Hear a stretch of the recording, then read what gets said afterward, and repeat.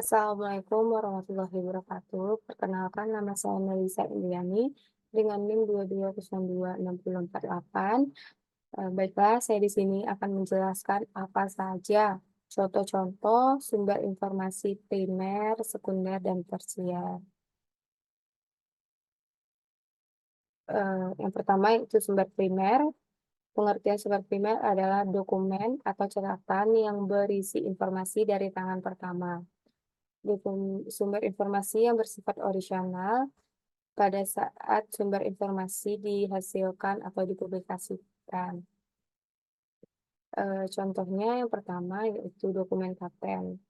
Pengertian dokumen paten adalah dokumen resmi, biasanya semacam sertifikat yang diberikan oleh pemerintahan kepada pemilik penemuan yang menyatakan bahwa pemilik paten tersebut mempunyai hak untuk menggunakan atau menjalankan dengan batas waktu tertentu. Contohnya pada gambar berikut yang memiliki karakteristik yang pertama dokumen bersifat resmi, yang kedua memiliki nomor paten, yang ketiga memiliki jangka waktu tertentu, yang keempat nama dan alamat pemegang paten, yang kelima keterangan tempat atau bentuk yang dipatenkan. Yang kedua yaitu standar. Pengertian standar adalah dokumen yang berisi kriteria, ukuran, patokan, atau spesifikasi dari suatu kegiatan atau produk. Dokumen standar ini digunakan sebagai acuan atau pedoman dalam pelaksanaan kegiatan atau produksi. Di sini saya ambil contoh yaitu alur kerja dari layanan referensi di perpustakaan daerah yang memiliki karakteristik yaitu komparatif. Komparatif ini yang mencakup semua aspek yang relevan terhadap kegiatan yang distandarisasikan. Yang kedua itu relevan. Relevan merupakan standar yang harus relevan dengan kebutuhan pengguna. Yang ketiga dapat diterapkan, yang keempat berbentuk peta konsep, yang kelima dicetak dalam bentuk spanduk yang bisa ditempel atau digantung. Yang ketiga itu proceeding. Proceeding adalah kumpulan paper akademik hasil publikasi dalam suatu seminar atau konferensi. Proceeding berisi hasil-hasil pemikiran para peneliti yang sudah diseminarkan dalam suatu acara seminar akademis yang telah dipublikasikan baik yang diselenggarakan pada tingkat nasional maupun internasional. Di sini saya ada contoh proceeding yaitu dari KPPI di 2009 yang memiliki karakteristik yaitu pertama berisi hasil penelitian, yang kedua bersifat ilmiah, yang ketiga terbuka untuk umum. Dan selanjutnya itu laporan penelitian. Pengertian laporan penelitian adalah suatu dokumen tertulis yang berisi hasil pelaksanaan atau penelitian yang dibuat secara jelas, disusun menurut metode penelitian dan sistematik tertentu dengan bahasa yang luas. Laporan penelitian biasanya disusun oleh peneliti untuk menyampaikan hasil penelitiannya kepada pihak-pihak yang berkepentingan, seperti dosen pembimbing, lembaga penelitian, atau masyarakat umum.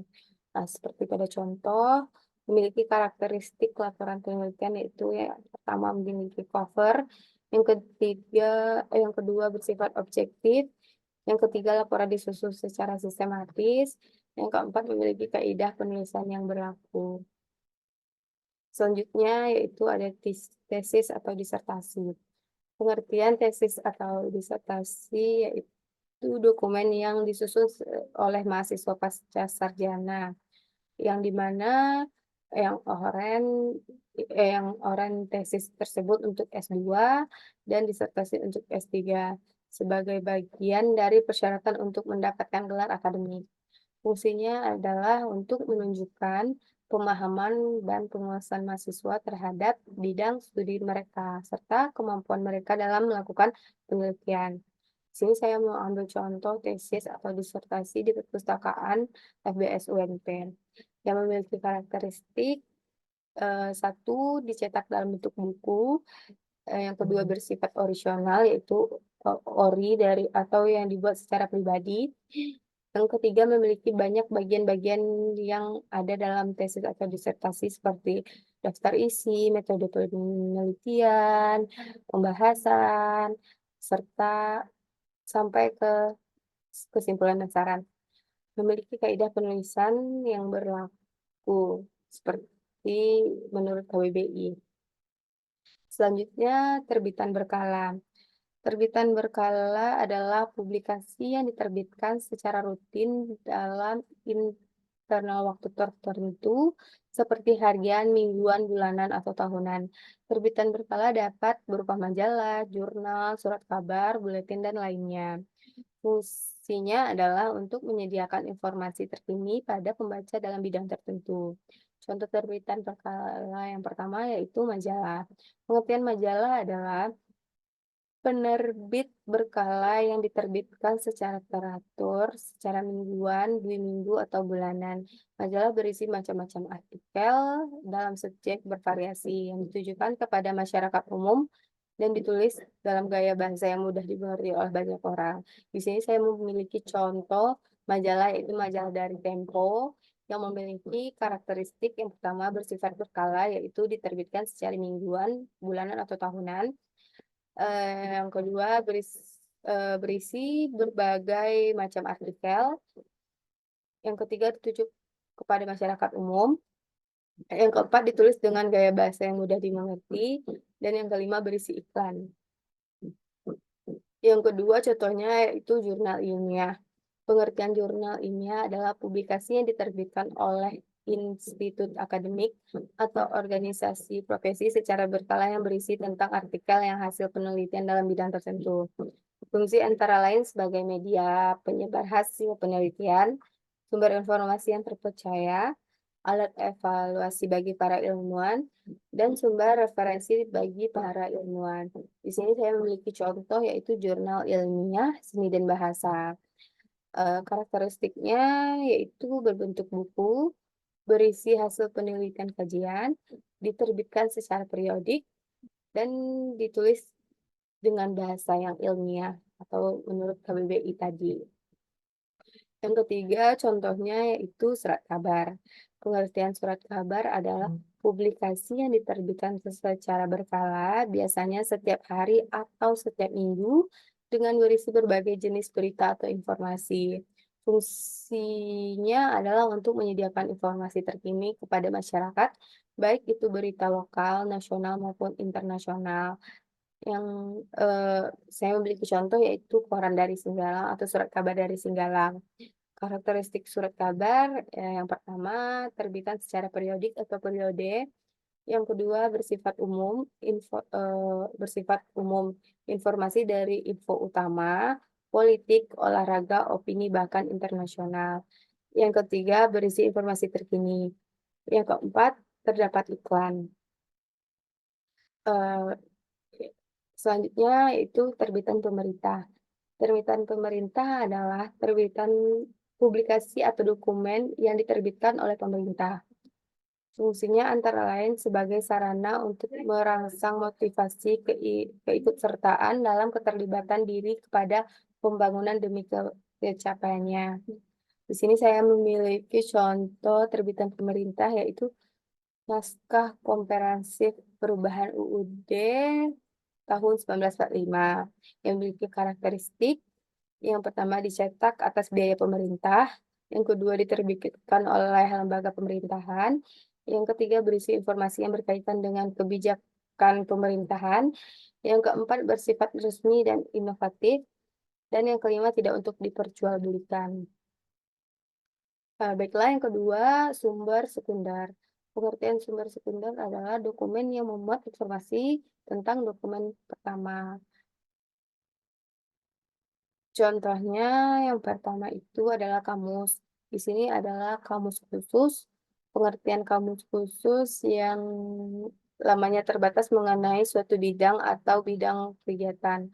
Kamus khusus ini memiliki berbagai atas kamus yang berkenaan dengan bahasa sendiri, seperti kamus lafal, kamus ejaan, kamus antonim, kamus sinonim, atau kamus anonim.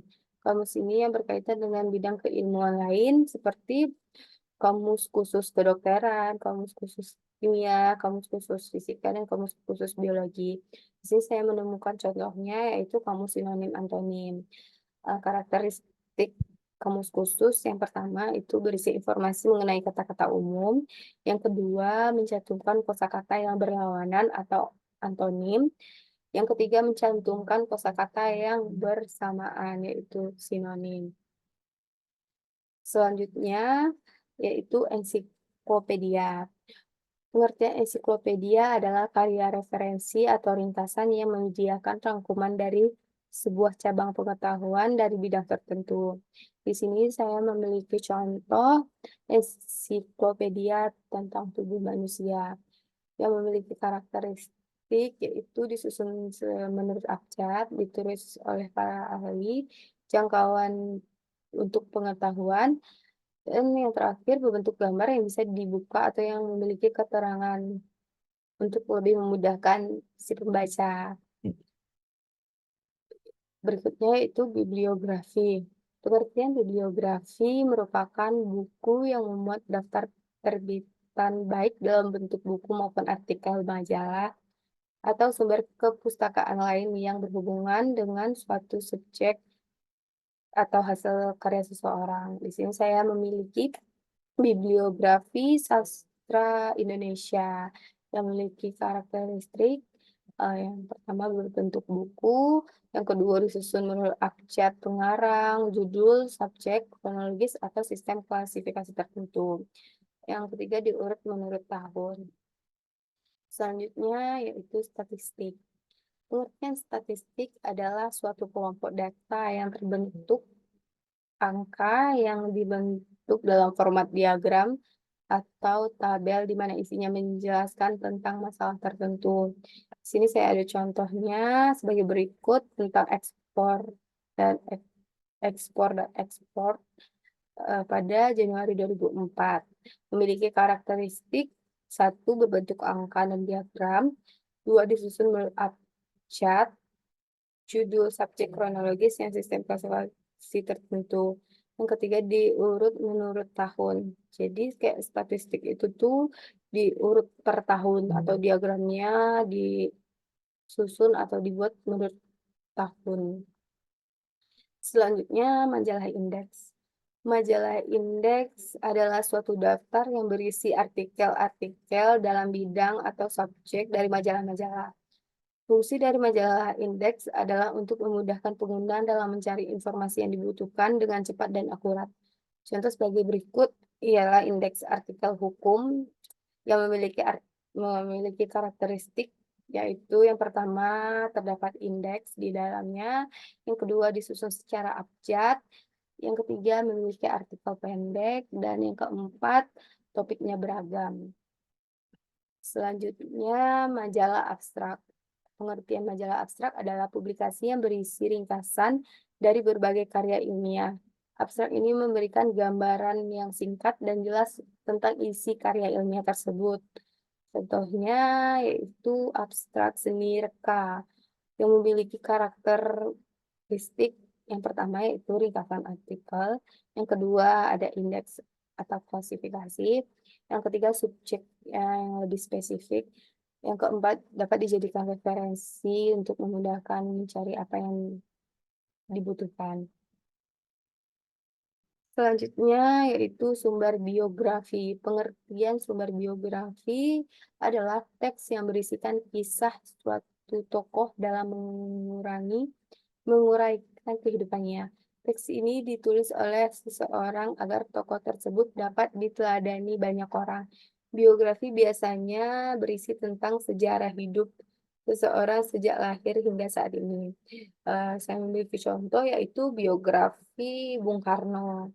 Karakteristik sumber biografi yang pertama fokus pada individu, yang kedua mendeskripsi mendalam, yang ketiga diurutkan sesuai tahun, diceritakan setiap tahunnya bagaimananya, yang keempat menginspirasi dan mendidik. Dari biografi dapat kita jadikan motivasi. Selanjutnya, sumber geografi. Pengertian sumber geografi adalah kumpulan informasi yang berisi tentang tempat, gunung, sungai, atau batas wilayah, atau yang berkaitan dengan lokasi. Terus di sini saya memiliki atlas yang memiliki atlas dari berikut. Karakteristik atlas, yaitu yang pertama kumpulan peta yang dijilid menjadi suatu buku, yang kedua bentuknya menarik dan mudah dimengerti, dan tiga terdapat ilustrasi yang membedakan gunung, sungai, batas wilayah. Selanjutnya yaitu handbook atau manual. Pengertian handbook atau manuals adalah handbook, buku panduan, buku yang berisi data yang disusun untuk memudahkan penggunaan dalam berbagai bidang. Seperti pada contoh itu ada handbook fisika dari fisika SMA kelas 10 IPA. Karakteristik handbook atau manual yaitu berisi informasi, disusun dengan mudah untuk memudahkan pengguna, terus dicetak dalam ukuran kecil. Yang ketiga yaitu sumber tersier. Sumber tersier adalah sumber yang menghasilkan hasil pemilihan dan kumpulan dari sumber primer dan sekunder tadi. Yang pertama yaitu katalog pusat dokumentasi. Pengertian katalog pusat dokumentasi adalah daftar koleksi sebuah pusat dokumentasi atau beberapa pusat dokumen yang disusun menurut sistem tertentu. Di sini saya memiliki contoh katalog beranotasi. Karakteristik katalog pusat dokumentasi yaitu yang pertama bersifat daftar informasi, yang kedua indeks subjek, memiliki referensi silang, diperbarui secara berkala. Yang kedua yaitu direktori. Pengertian direktori merupakan bahan rujukan yang membuat daftar organisasi atau perorangan yang disusun secara sistematis atau menurut abjad dan memudahkan pengguna menggunakan dan mengetahui informasi tentang organisasi atau perseorangan. Di sini saya memiliki contoh direktori edisi naskah Nusantara yang memiliki karakteristik disusun sesuai abjad, menerangkan edisi naskah, dicetak dalam bentuk buku, dan sumber informasi menjadi referensi. Selanjutnya, buku tahunan, yearbook, atau annual. Pengertian buku tahunan adalah buku yang diterbitkan setiap tahun. Buku ini berisi informasi mutakhir mengenai berbagai hal dengan bentuk uraian singkat atau statistik mengenai catatan kejadian atau pengembangan suatu masalah atau subjek dalam suatu tahun terakhir. Nah, di sini saya memiliki contoh yaitu Yearbooks Indonesia pada 1998 yang memiliki karakteristik satu penerbitan tahunan, yang kedua fotografi, yang ketiga deskripsi dan narasi memiliki eh, menceritakan, menarasikan suatu kejadian, mendeskripsikan suatu kejadian. Dan yang keempat, sejarah dan dokumentasi, menceritakan sejarah apa saja yang terjadi pada satu tahun terakhir dan menyertakan dokumentasi pada kejadian di tahun tersebut. Berikutnya adalah amanat. Almanak merupakan buku rujukan yang menyerupai suatu kalender kegiatan yang disusun secara kronologis atau berdasarkan waktu dan biasanya membuat informasi mengenai ramalan cuaca, data statistik, suatu organisasi atau lembaga, dan catatan-catatan mengenai kejadian yang nyata. Di sini saya menemukan contoh almanak dunia pada 1989 memiliki karakteristik yaitu satu disusun secara kronologis, dua menceritakan peristiwa yang terjadi, yang ketiga ramalan. Selanjutnya bibliografi dari bibliografi. Pengertian bibliografi dari bibliografi adalah daftar referensi atau daftar pustaka yang mencantumkan sumber-sumber biografi yang digunakan untuk mengkaji atau mengevaluasi sumber-sumber lainnya. Di sini pada contoh pada PPT berikut. Yang karakteristik bibliografi dari bibliografi yaitu satu daftar rujukan, yang kedua sumber rujukan.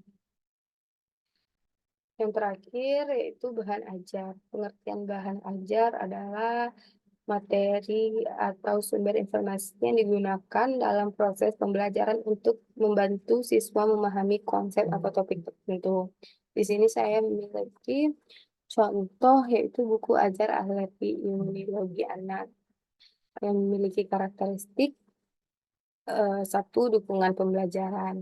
Yang kedua, terstruktur. Terstruktur ini bahan ajar harus disusun secara baik, yang urutannya logis dan topiknya yang sangat singkat. Yang ketiga, interaktif. Bahan ajar dapat menjadi interaksi terhadap guru kepada siswanya dalam bentuk menerangkan bahan ajar tersebut. Yang terakhir, evaluasi. Evaluasi adalah bahan ajar yang dapat mencakup alat evaluasi yang di mana guru dapat memahami kemampuan terhadap siswa-siswanya tersebut. Baiklah, terima kasih, hanya itu yang dapat saya sampaikan. Maaf apabila banyak kekurangan. Assalamualaikum warahmatullahi wabarakatuh.